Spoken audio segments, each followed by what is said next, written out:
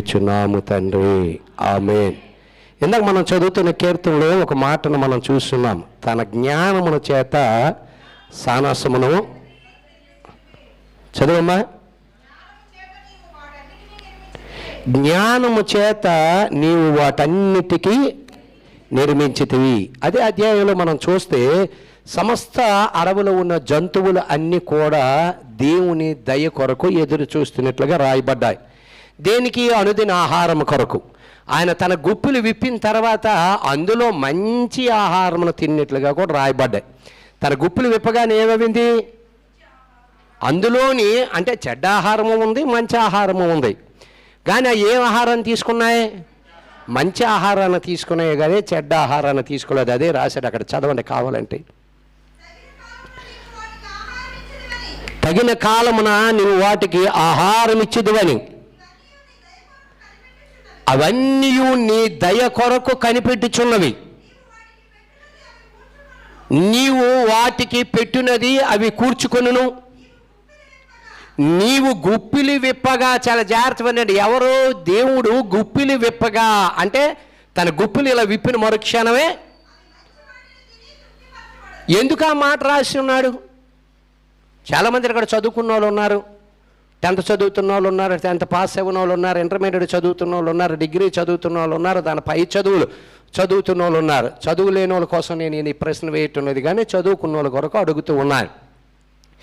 ఆయన తన గుప్పిలి విప్పగా అవి మంచి వాటిని తిని తృప్తిపరచబడెను అని రాయబడ్డది. అంటే దానికి వ్యతిరేక పదం ఏంటి? చెడ్డవి కూడా ఉన్నాయి. అందుకే జీవమును మరణమును నీ ముందు ఉంచుచున్నానని ద్వితీయోపదేశకాండములో రాశాడు. జీవమును మరణమును, మంచి చెడి. తల్లిదండ్రులు చెప్తారు, మంచే చెప్తారు కానీ ఎప్పుడు చెడు చెప్పరు. కానీ పిల్లలు ఏం చేస్తారు? తల్లిదండ్రులు మంచి చెప్పినా పిల్లలు చెడునే ఆహ్వానిస్తూ ఉంటారు. అంటే నీ ముందు రెండు ఉంటాయి, మంచి ఉంటుంది, చెడు ఉంటుంది. వెలుగు ఎలాగుందో, చీకటి ఎలాగుందో, మంచి ఎలాగుందో, పాపం ఎలాగుందో, దేవుడు ఎలాగున్నాడో, అపవాది ఎలాగుందో, అలాగే తన గుప్పిలు విప్పగా అందులోంచి ఏం తీసుకుంది? మంచిని తీసుకుంది. డెనిష్ ఆండ్రపాల్ కానీ జోసఫ్ కానీ వాళ్ళ ఊరు ఇప్పుడు అడిగే ప్రశ్నకి సమాధానం చెప్పకండి. చాలామంది చదువుకున్నారు. కొంతమంది ఇంకా చదువులు, పై చదువులు చదువుతూ ఇది లోకానుసరమైన జ్ఞానమైన ప్రశ్న అడుగుతూ ఉన్నాను. పరలోకానుసరమైన ప్రశ్న మీకు వేస్తే అది చెప్పగలరో చెప్పలేరో తెలియదు కానీ ముందు లోకానుసరమైన ప్రశ్న మీకు ఉపమానం అడుగుతున్నాను. ఆ లోకానుసరమైన ఉపమానం ఏంటంటే, చాలామంది సివిల్స్కి ప్రిపేర్ అవుతారు. చాలా జాగ్రత్తగా ఉన్నారు. దేనికి? సివిల్స్కి ప్రిపేర్ అవుతారు. సివిల్స్లో పాస్ అయిన తర్వాత మొదట ఫారెన్కి సంబంధించిన ఉద్యోగాలు ఉంటాయి, దాని తర్వాత మరొక దానికి సంబంధించిన ఉద్యోగాలు ఉంటాయి, దాని తర్వాత మరొక దానికి సంబంధించిన ఉద్యోగాలు అంటే కేంద్రానికి సంబంధించిన ఉద్యోగాలు ఉంటాయి, దాని తర్వాత స్టేట్కి సంబంధించిన ఉద్యోగాలు ఉంటాయి. ఒకవేళ ఫారెన్కి సంబంధించిన ఉద్యోగాల్లో నువ్వు సెలెక్ట్ అవ్వకపోతే మరొక ఉద్యోగానికి నువ్వు సెలెక్ట్ అవుతావు. ఒకవేళ దానికి సెలెక్ట్ అవ్వకపోతే కేంద్రానికి సంబంధించిన సర్వీస్, కేంద్రానికి సంబంధించిన సర్వీస్కు నువ్వు సెలెక్ట్ అవుతావు. ఒకవేళ దానికి సెలెక్ట్ అవ్వకపోతే స్టేట్కి సంబంధించిన దానికి సెలెక్ట్ అవుతావు. అప్పుడు నీ ముందు 2 ఉంచుతారు. చాలా జాగ్రత్తగా ఉన్నాడమ్మా. నీ ముందు 2 ఉంచుతారు. వాళ్ళు ఏం చెప్తారంటే, నువ్వు సివిల్స్లో సెలెక్ట్ అయి ఉన్నావు కనుక, అంటే చదువుకున్న వాళ్ళకి ఇది బాగా ఇంపార్టెంట్, నువ్వు సివిల్స్ సెలెక్ట్ అయి ఉన్నావు కనుక నీవు ఐఏఎస్కి వెళ్తావా, ఐపీఎస్కి వెళ్తావా అని అడుగుతారు. చాలా జాగ్రత్తగా ఉన్నాడు. ఏమన్నా అడుగుతారు? ఐఏఎస్కి వెళ్తావా, ఐపీఎస్కి వెళ్తావా అని అడుగుతారు. చాలామంది ఐపీఎస్కి ఇంట్రెస్ట్ ఉన్నవాళ్ళు ఐపీఎస్కి వెళ్తారు, ఐఏఎస్కి ఇంట్రెస్ట్ ఉన్నవాళ్ళు ఐఏఎస్కి వెళ్తారు. అర్థమవుతుంది కదా? వీళ్ళిద్దరూ కూడా ఐపీఎస్కి వెళ్ళిన వాళ్ళు, ఐఏఎస్కి వెళ్ళిన వాళ్ళు సివిల్స్ నుండి వచ్చిన వాళ్ళే. అర్థమవుతుంది కదా? సివిల్స్ నుండి వచ్చిన వాళ్ళే. అది గ్రూప్ 1 ఎగ్జామ్ అంటారు. కాబట్టి వీళ్ళు ముందున 2 పెట్టారు. ఏంటి 2 పెట్టారు? ఒకటి ఐఏఎస్ పెట్టారు, ఒకటి ఐపీఎస్ పెట్టారు. ఐపీఎస్ ఎంచుకున్న వాళ్ళు ఐపీఎస్ ఎంచుకుంటారు, ఐఏఎస్ ఎంచుకున్న వాళ్ళు ఐఏఎస్ ఎంచుకుంటారు. ఐపీఎస్కి ఐఏఎస్కి చాలా జాగ్రత్తగా వినండి. ఐఏఎస్ అంటే తెలుసు కదా, కమిషనర్ ర్యాంకు. ఐపీఎస్ అంటే తెలుసు కదా, కలెక్టర్ ర్యాంకు. అర్థం చేసుకోండి బాబు, లోకానుసరణ చదువుల్లో మునిగిపోతున్న వారులారా, దీనికి సమాధానం చెప్పండి. వీళ్ళు కలెక్టరు, వాళ్ళు కమిషనర్. ఎస్పీ కాదు, డిఎస్పీ కాదు, డైరెక్ట్ కమిషనర్.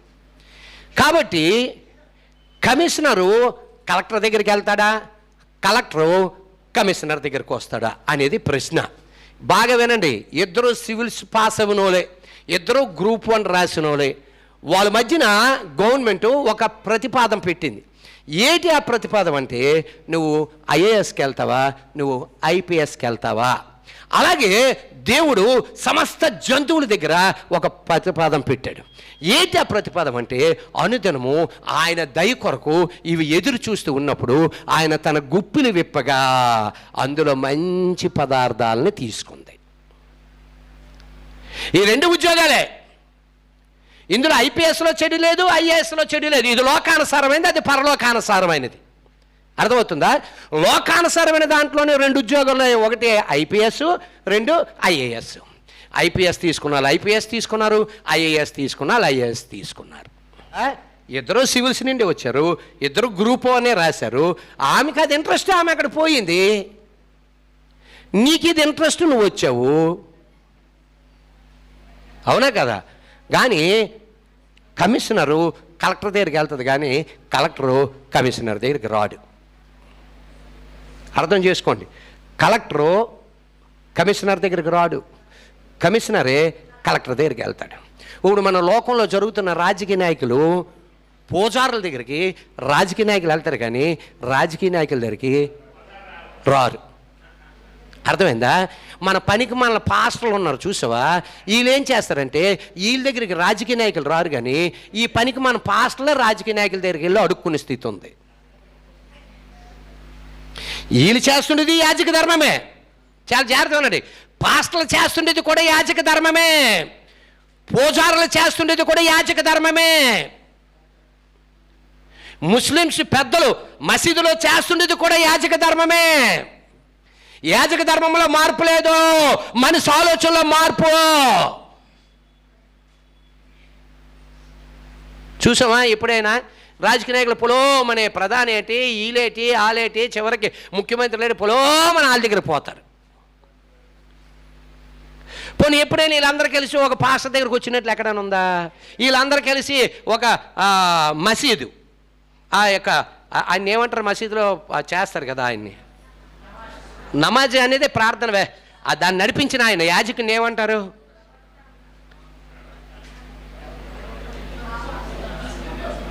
బాబా కావాలా, బాబా ఏదంటారు, ఆయన దగ్గరికి వెళ్ళరు.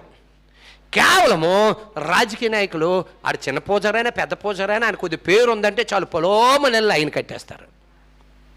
అర్థమవుతుంది కదా? కానీ ఏ పాస్టర్ల దగ్గరికి, పాస్టర్లు రాత్రి పగలు ప్రార్థన చేసి గవర్నమెంట్ చక్కగా ఉండాలి, వరదల్లో మునుపు రాకూడదు, కరువు రాకూడదు, ఈ కాకూడదు, పరిపాలన జరగాలి, అధికారులకి జ్ఞానం ఇవ్వాలి అని ఎన్ని రాత్రి పగల ఉపవాసాలు నేను ప్రార్థన చేసినా ఈ పాస్టర్ల దగ్గరికి రాదు, ముస్లిమ్స్ దగ్గరికి కూడా ఏ రాజకీయ నాయకులు, ఏ అధికారులు రారు. కారణం ఏంటో తెలుసా? ఐపీఎస్కి ఐఏఎస్కి తేడా ఏంటంటే, ఐఏఎస్ ఇండియన్, చెప్పండి, అడ్మినిస్ట్రేషన్ సర్వీసెస్. ఐపీఎస్ అంటే ఇండియన్ పోలీస్ సర్వీసెస్. ఆయన విశాఖ జిల్లాకి ప్రథమ పౌరుడు. అది చెప్తారేమో అనుకున్నాను, అది చెప్పలేదు ఎవడుని. విశాఖ జిల్లాకి వాడు ప్రథమ పౌరుడు.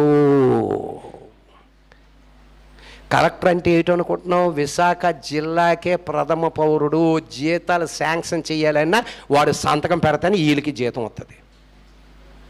వాడు ప్రథమ పౌరుడు. అందుకే విశాఖపట్నానికి మేయరు ప్రథమ పౌరుడు. ఆ మేయరు కూడా జిల్లా కలెక్టర్ దగ్గరికి వెళ్ళాలి, ఎందుకంటే ఇలాంటి మేయర్లకు అందరికీ ఆడు పెద్ద. అర్థమైందా? వీడు ఓన్లీ కార్పొరేషన్కి మాత్రమే వీడు ప్రథమ పౌరుడు. విశాఖపట్నం జిల్లాకి అంతటికీ అడ్మినిస్ట్రేషన్కి ప్రథమ పౌరుడు కాదు ఎవరు, మేయరు. కార్పొరేషన్కి మాత్రమే వీడు ప్రథమ పౌరుడు. ఆడి మటుకు విశాఖ జిల్లా ఎంత విస్తరణ అయితే ఉందో ఆ విస్తరణ అంతటికీ కూడా వాడే అడ్మినిస్ట్రేషను, వాడే ప్రథమ పౌరుడు. ప్రథమ పౌరుడు దగ్గరికి ఈమె వెళ్ళాలి, కానీ ఈమె దగ్గరికి ప్రథమ పౌరుడు రాడు. ఇప్పుడు చదువుకున్న వారికి ఒక ప్రశ్న, తూర్పు పడమర ఉత్తర దక్షిణములను సమస్త భూలోక జనాంగములో చదువుకున్న వారికి, హిందువులైనా, ముస్లిమ్స్ అయినా, క్రైస్తవులైనా, ఇతర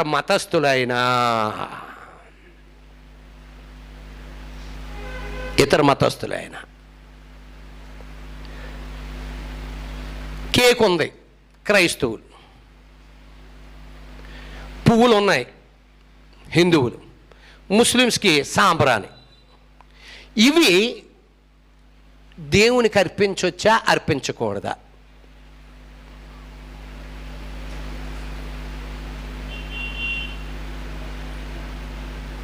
మీకు అర్థమవుతుందా?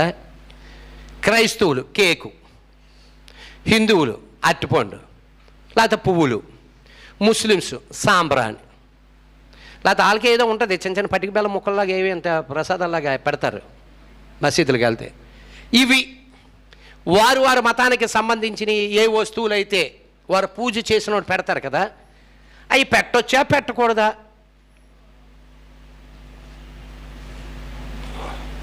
లోకానుసరణ జ్ఞానానికి మించిన ఆలోచన ఇది. పెట్టొచ్చా, పెట్టకూడదా? చిన్నదే లాజిక్, చిన్నదే ఉంది అందులో పాయింట్. కొద్దిగా ఆలోచిస్తే ఆన్సర్ వస్తుంది.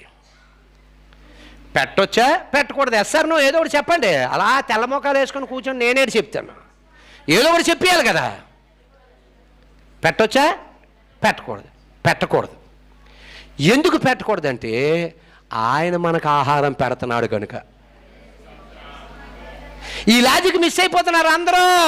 ఆయన దేవుడై ఉన్నాడు కనుక సమస్త జీవరాశులకి, సమస్త పశువులకి, సమస్త కొండ మీద ఉన్న సృష్టికిని, కొండ బండలోని నీళ్ళు రాసిన వాడికి ఆహారం పెట్టగలిగే కెపాసిటీ నీకుందా? ఎవరికి ఆలోచన రావటం లేదండి. మనకి ఆ ఒక్కడు మనకి సమస్త మనుషులకి కూడా అనుదినం ఆహారం ఆయన పెడుతుంటే, ఆయన పెట్టిన ఆహారం తీసుకెళ్ళి మళ్ళీ నువ్వు ఆయనకి ఆహారం పెట్టగలిగే కెపాసిటీ ఉందా నీకు? నువ్వు ఆయనకే ఆహారం పెట్టగలవైతే నువ్వు ఆయన కంటే గొప్పవాడివై ఉండాలి.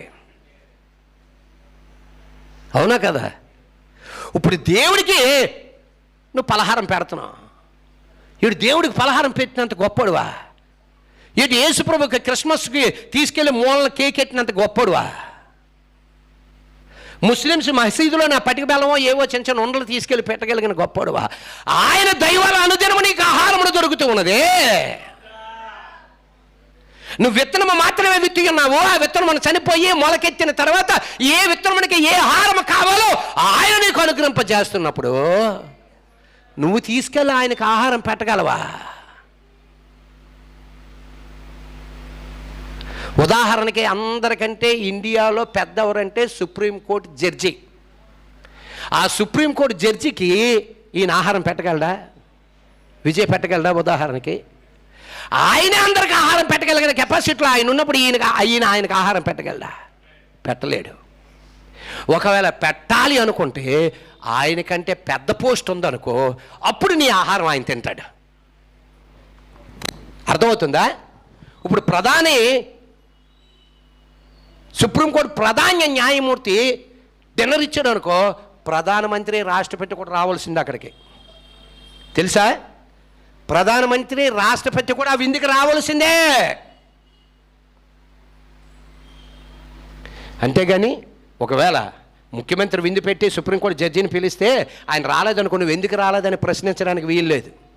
ఎందుకంటే ఈయనకంటే ఆయన పెద్ద. ఒకవేళ నువ్వు ఆయనకి ఆహారం పెట్టాలంటే నువ్వు ఆయనకంటే పెద్ద పోస్టులో ఉండాలి.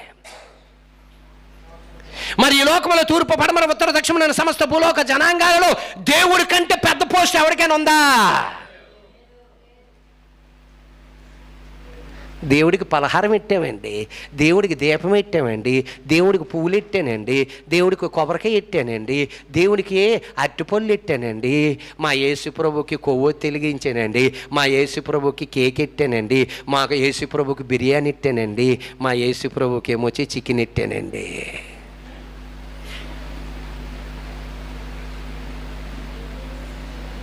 ఆయనకు నువ్వు ఎట్టగలవా పలహారం? పలహారం అంటే ఏంటి? భోజనం. పలహారం అంటే ఏంటి? భోజనం. వండుతున్నప్పుడు ఏం చెప్తారు? దేవుడికి పలహారం తయారు చేస్తున్నారా, దేవుడికి ప్రసాదం తయారు చేస్తున్నారా అని అడుగుతారా?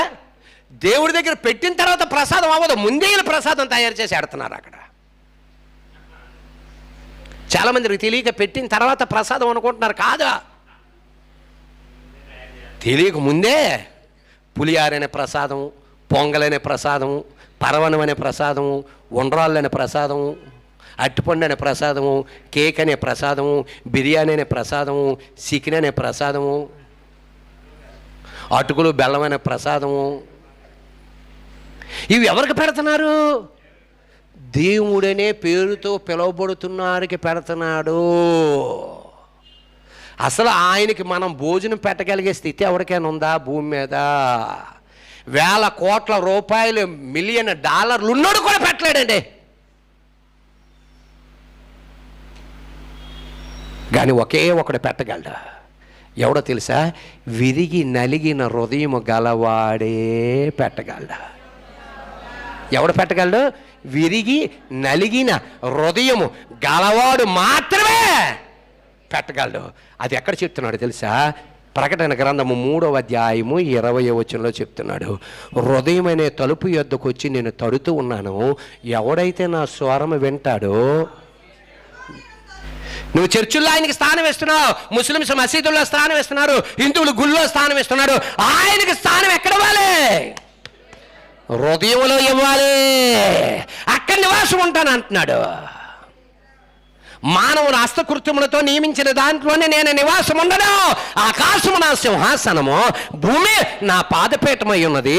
నాకు మీరు ఎవరైనా గుళ్ళు, చర్చిలు, మసీదులు కట్టగలరా? ఎవడో కట్టలేడు. ఎక్కడ కట్టాలి? హృదయం అనే ఆలయంలో కట్టాలి. ఆయన అక్కడ ఉంటానంటున్నాడు. అక్కడ స్థానం ఇవ్వక లోకానుసరమైన 4 గోళ్ల మధ్యలోను, లోకానుసరమైన మందిరాల్లోని, లోకానుసరమైన మసీదులో నువ్వు స్థానం ఆయనకి ఇచ్చినా ఆయన అక్కడ ఉండడు. ఆయన అక్కడ ఉండే స్థలం కాదు, ఆయన ఉండే స్థలం నీలోనే. కాబట్టి చెప్తున్నాడు అక్కడ ఏమంటున్నాడు? ఇదిగో నేను తలుపు నద్ద ఉండి తట్టుచున్నాను.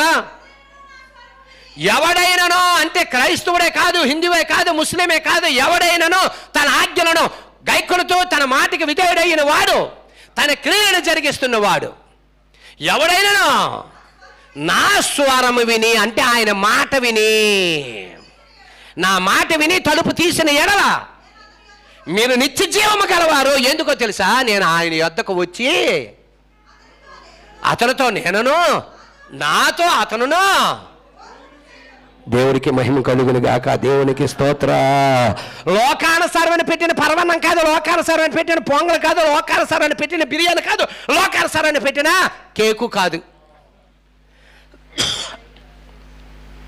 ఎవరైతే నా స్వరము విని తలుపు తెరిచిన ఎడల, స్వరము విని తలుపు తెరిచిన ఎడల వాని యొద్దకు వచ్చి నాతో అతను నాతోనే కలిసి అంటు కట్టబడి, నిజమైన ద్రాక్ష వలన నేను నాతో అంటు కట్టబడి అధికంగా ఫలిస్తాడట. రోమాలు ఏమని చెప్తున్నాడు? మీ దేహము దేవుని ఆలయమని మీరు ఎరగరా? దేవుని ఆలయమును పాడు చేసిన వాడిని నేను పాడు చేస్తాను. ఎలాగా పాడు చేయడం?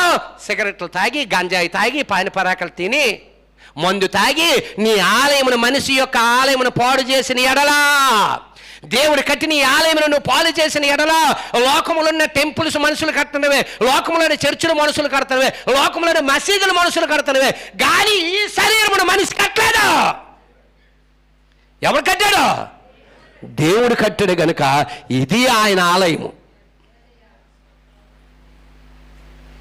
మసీదులు, చర్చిలు, దేవాలయాలు, ఆలయాలు కాదు.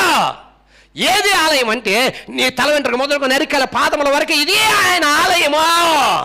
ఈ ఆలయాన్ని మనిషి కట్టలేదు, డాక్టర్లు కట్టలేదు, సైన్సిస్టులు కట్టలేదు, దానికంటే అధికంగా ఉన్న శాస్త్రవేత్తలు కూడా కట్టలేదు.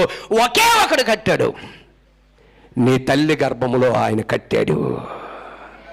ఈ దేవాలయమును తల్లి గర్భములో కట్టాడు. ఈ దేవాలయంలోనే ఆయన ఉంటాడు. అందుకే నువ్వు ఆయన ఆరాధిస్తున్నప్పుడు నీ పూర్ణ హృదయముతోనూ, నీ పూర్ణ ఆత్మతోనూ, నీ పూర్ణ శక్తితోనూ, నీ పూర్ణ బలముతోనూ ఆయన ఆరాధించాలి. అందుకు ఇంకో మాట చెప్తున్నాడు మత్తయి సువార్త 5వ అధ్యాయంలో, హృదయ శుద్ధి గలవారు ధన్యులు, వారు దేవుని చూచెదరు. హృదయ శుద్ధి లేకుండా మందిరాలకు వెళ్ళి, చర్చిలకు వెళ్ళి, మసీదులకు వెళ్ళి నువ్వు తలకిందలు మొగ్గలు వేసుకుని 4 సార్లు ప్రార్థన చేసి 5 సార్లు తలకిందలుగా మోకాలేసినా ఫలితం ఉండదు. ఎందుకో? నీకు హృదయ శుద్ధి లేదు గనుక. నీ శరీరాన్ని సబ్బుతో శుద్ధి చేసుకుంటున్నావు, కానీ నీ హృదయాన్ని దేవుని మాటతో శుద్ధి చేసుకోవాలి. నా వాక్యం అగ్ని వంటిది కాదా, బంధన బద్దలు కొట్టి సుత్తి వంటిది కాదా, చాకలవాన సబ్బు వంటిది కాదంటే బట్టలు ఉతుకున్న సబ్బు కాదు, సుత్తితో కొట్టేది ఆ సుత్తి కాదు. వాక్యమనే అగ్ని, వాక్యమనే సుత్తి, వాక్యమనే సబ్బుతో నీ హృదయాన్ని ప్రతి దినం ఏం చేసుకోవాలి? శుద్ధి చేసుకోవాలి. ఎలాగా? ఒకవేళ నేను మాటల దొరగా, తలంపుల దొరగా, క్రియల దొరగా, చేష్టల దొరగా నీకు విరుద్ధంగా నేను పాపం చేస్తున్నానేమో, నా డెత్ చనిపోయిన మరుక్షణమే ఈ దేహంతో ఇంకా మనుషులకు పని లేదు. ఎంతవరకు ఉంచుతారమ్మా? ఇంకా వంటలు వండుకోలేదు, ఎవరో రావాలని అలాగ ఉంచుతారు. ఇంకా వంటలు వండుకోవాలి, తొందరగా తీయండి. నిన్న చచ్చిపోయిన ఆవిడని అలాగే పెట్టారు, ఎవరో ఇంకా రావాలంటున్నారు. అదేదో తీసుకెళ్ళి శ్మశానంలో ఉంచండి, ఇక్కడ ఉంచడానికి వీల్లేదు. అప్పుడు వరకు ఆ పేరెట్టి పిలిచిన మనిషిని శవాన్ని తీయండిరా, శవాన్ని ఎత్తండిరా, అప్పల నరసింహ ఎత్తండిరా, గంగయ్యమ్మని ఎత్తండ్రా అంటారు. రేటు అనరు కదా. శవాన్ని ఎత్తండ్రా, శవాన్ని ఎత్తండ్రా, శవాన్ని అక్కడ దింపండిరా, 3 సార్లు తిరగండిరా. రే శవానికి పెట్టికి పైన మూతేసే మేకులు. నేను ఎలాగ అంటుంటాను, ఆవిడకి ఆయుష్ వచ్చేస్తూనే ఉంటుంది. నీకు అర్థమైందా? నేను ఎలాగ అంటుంటాను, ఆవిడకి ఆయుష్ వస్తూనే ఉంటుంది. ఇంకా బతికేద్దామని చూసావా? ఈ ఆశ పోదా. నాకంటే ముందు అప్పల నరసం వెళ్ళింది, నాకన్నా ముందు అలా చిలకమ్మ వెళ్ళింది, నాకన్నా ముందు ఆ లాలు వెళ్ళారు. పోను వాళ్ళతో కలిసి అక్కడ హాయిగా ఆనందంతో ఉందామని ఆశ లేదు. ఇంకా ఇక్కడే పడి తినేద్దామని. ఆ లైన్లో ఆ కుర్చీ గుర్తెట్టుకోండి, తర్వాత కూర్చోకండి ఆ కుర్చీలో ఎప్పుడు. చెప్పండి, ఏంటో చెప్తున్నాను. చనిపోయిన మరుక్షణమే, డెత్ మరుక్షణం. ఇది ఏమైపోయింది? దీన శరీరము. మున్ననేది వనుపటి వల్ల మట్టికి చేరును, ఆత్మ తన దయచేసిన దేవుని యొద్దకు చేరును. శరీరం నిష్ప్రయోజనం, కానీ మన శరీరం ప్రయోజనమా? ఎలా? ఈ దేన శరీరమును తన మహిమ శరీరమునకు సమరూపతానిగా చేయగలిగిన వాడు మన కొరకు ప్రధాన యాజకుడు మన ఇంటి మీద ఉన్నాడు. దేవునికి మహిమ కలుగును గాక. దేవునికి స్తోత్రం. అదే చెప్తున్నాడు అక్కడ పిలుపులకు రాసిన పత్రిక 3:20. అక్కడి నుండి ప్రభువైన యేసుక్రీస్తుని మన రక్షకుడు నిమిత్తము మనం కనిపెట్టుకొని ఉన్నాము. సమస్తమును తన లోపరుచుకున్న జాలిన శక్తిని బట్టి ఆయన మన దేన శరీరమును తన మహిమగల శరీరమునకు ఎలా చేస్తాడట? సమరూపదానిగా మార్చును. దేవునికి మహిమ కలుగును గాక. దేవునికి స్తోత్ర, దేవునికి స్తోత్ర, దేవునికి స్తోత్ర. అసలు దేవుడు బలును కోరుతాడా? వర్తమానం పేరేటో తెలుసా? దహన బలులు. ఈ వారం నుండి కొత్త వర్తమానం, నిత్య జీవం మళ్ళీ తర్వాత చూసుకుందాం. వర్తమానం పేరేం పేరు? దహన బలులు. అసలు అడుగుతాడా? అసలు పువ్వే వద్దన్నాడు, సాంబ్రాన్ వద్దన్నాడు, అట్టిపండు వద్దన్నాడు, చక్కెర పొంగలు వద్దన్నాడు, బల్లి ఎందుకు అడుగుతాడు? అడుగుతారా? ఆడదు.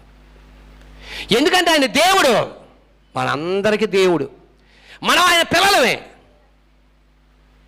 తండ్రి పిల్లల్ని బలి కోరుతాడా? కోరుతాడు. ఏ తల్లిదండ్రులైనా పిల్లల్ని బలి కోరుతారా? లోకానుసారమైన మనమే మన పిల్లల్ని బలి కోరలేనప్పుడు పరలోకానుసారమైన దేవుడు సమస్త సృష్టికి కారణభూతుడైన వాడు, అమ్మా లక్ష్మి, సమస్త సృష్టికి కారణభూతుడైన వాడు మనల్ని ఎందుకు బలి కోరుతాడండి? సమస్త జీవరాశులు ఏ విధంగా సృష్టింపబడ్డాయో నిన్ను అలాగే సృష్టించాడు కదా. నరబలి అవసరం లేదు అనుకుందాం. పోనీ మేకను బలి అడుగుతాడా? మేకను బలి అడుగుతాడా? కోడిని బలి అడుగుతాడా? దూడను బలి అడుగుతాడా? ఎద్దిని బలి అడుగుతాడా? అవి కూడా నియమింపబడ్డాయి కదా. ప్రసంగంలో చెప్పిన మాట, అవి చనిపోతాయి, మట్టిలో కలిసిపోతాడు, మనము చనిపోతాం. చదవండి 3వ అధ్యాయం, ప్రసంగం 3వ అధ్యాయము 19వ వచనం.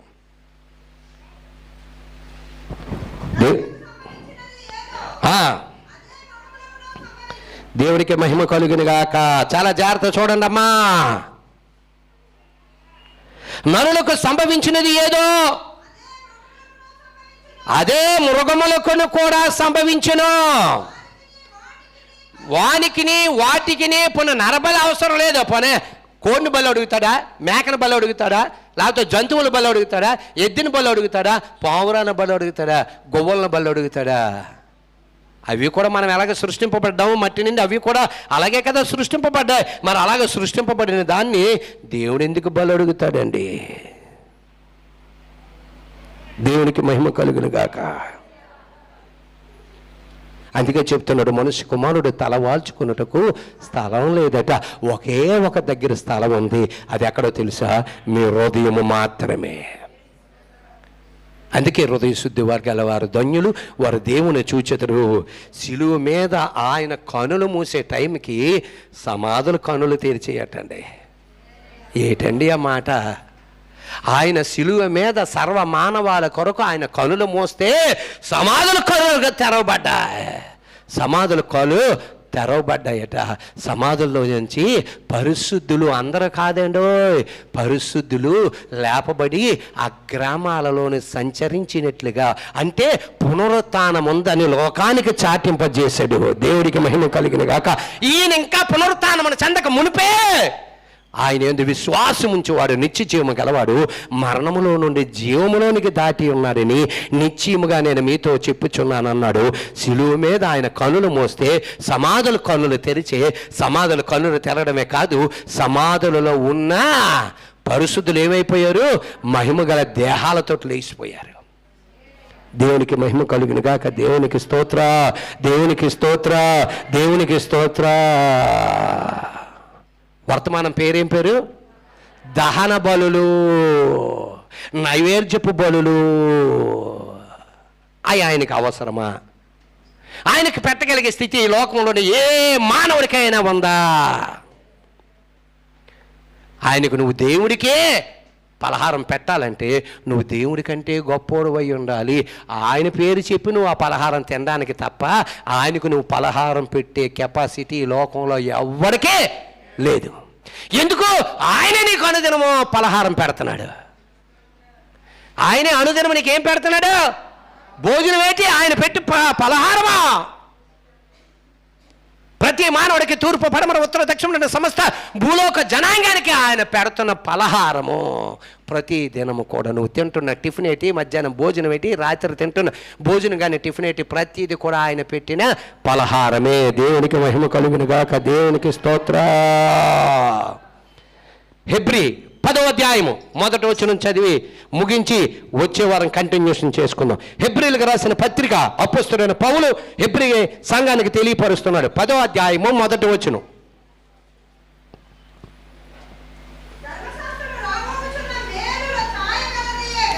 అమ్మా చాలా జాగ్రత్తగా అందరు గ్రంథాలు తీసి చూడండి. ధర్మశాస్త్రము రాబోవుచున్న మేలులు చాయగలదే గాని ఆ వస్తువులు నిజ స్వరూపమా? ఏ వస్తువుల నిజ స్వరూపం కాదు. దేవుడిచ్చి నిజ స్వరూపం ఏంటంటే మానవుడే. దేవుడిచ్చి నిజ స్వరూపం ఎవరో? మానవుడే. దేవుడు తన పోలుకు చొప్పున రాశాడా లేదా? దేవుడు తన పోలుకు చొప్పున స్త్రీగాను పురుషునిగాను ఆయన సృజించెను అని రాయబడ్డది. దేవునికి మహిమ కలుగునుగా.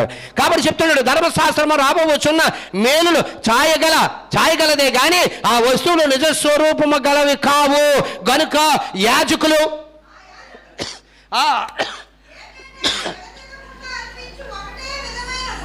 ఏ యాజకులు? క్రీస్తుకు పూర్వం ఉన్న యాజకులు ఉన్నారు చూసావా? క్రీస్తు వచ్చినప్పుడు యాజకులు ఉన్నారు చూసావా? ఇప్పుడు లేరు యాజకులు. ఇప్పుడున్నారు యాజకులు కానీ ఏమని? పాత నిబంధనపు యాజకుల కింద చెప్తున్నాడు. ఏమని? ఆ యాజకులు ఏటేటా సంవత్సరం మనము హౌస్ ట్యాక్స్ ఎలా కడుతున్నామో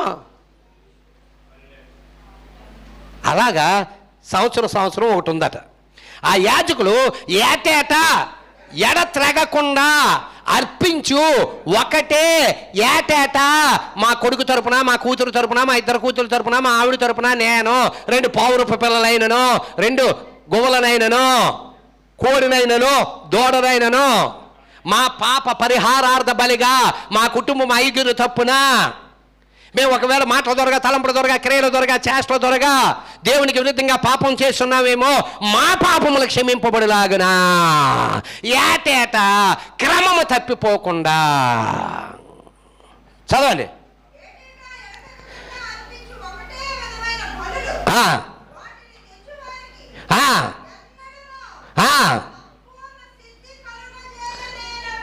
ఓకే, ఏమని చెప్పాడు?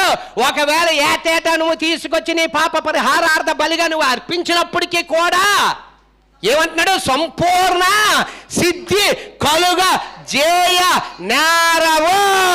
అంటే వాటి వల్ల మీకు ఉపయోగము లేవు, అవి మీ తినడానికి తప్ప దేనికి పనికిరావు. అర్థమైందమ్మా? చదువుకున్న వాళ్ళు కొద్దిగా బుర్ర పెట్టండి ఈ వర్తమానాల మీద. అవి మీ సాటిస్ఫాక్షన్ కోసమే తప్ప, మీ సంతృప్తి కోసమే తప్ప అవి నాకు పనికి రావు. వాటి వల్ల నీ పాపములు క్షమింపబడవు. నీ పాపములు క్షమింపబడాలంటే యేసుక్రీస్తు నామములో మాత్రమే నీ పాపములు క్షమింపబడతాయి. యేసుక్రీస్తు నామములో మాత్రమే నీకు రక్షణ కలుగుతుంది. ఇంకా ఆకాశము కింద ఇవ్వబడిన ఏ నామములోనూ కూడా మీకు రక్షణ లేదు, మీకు పునరుత్థానము కలగదు. ఇదే సత్యం, నువ్వు నమ్మినా నమ్మకపోయినా. దేవునికి మహిమ కలుగును గాక. దేవునికి స్తోత్ర. ఈ కొద్ది మాటలు మన వినికిడిలో దీవింపబడిన గాక. వచ్చే వారం చూసుకుందాం కొత్త వర్తమానం. ఎప్పుడో చెప్పాలనుకున్నాను, దహన బలులు. దేవునికి మహిమ కలుగును గాక. ప్రార్థన చేసుకున్నాం. సకల ఆశీర్వాదములకి కారణభూతుడా నీ ఏకైక కుమారుడు, మా ఏకైక రక్షకుడైన యేసుక్రీస్తు వారి యొక్క అత్యున్నతమైన నామంలో ధర్మశాస్త్రం రాబోవచ్చున్న ఛాయాచిత్రమే తప్ప నిజస్వరూపాలు అందులో లేవు. ఏటేటా క్రమము తప్పిపోకుండా అర్పిస్తున్న బలులు వారికి సంతృప్తిని ఇవ్వమని సెలవిచ్చా. నువ్వు బలిని కోరువాడవు కాదు, విరిగి నలిగిన హృదయమే దేవునికి ఇష్టమైన బలియాగమన్నా. అట్టి హృదయమని కలిగే జీవించగలిగే ధన్యత సర్వమానవాళికిని ఈ సంఘములో ఉన్నవారికి దయచేయమని నజరేయుడైన యేసుక్రీస్తు నామమున ప్రార్థన చేయుచున్నాము తండ్రి. ఆమేన్. దేవుని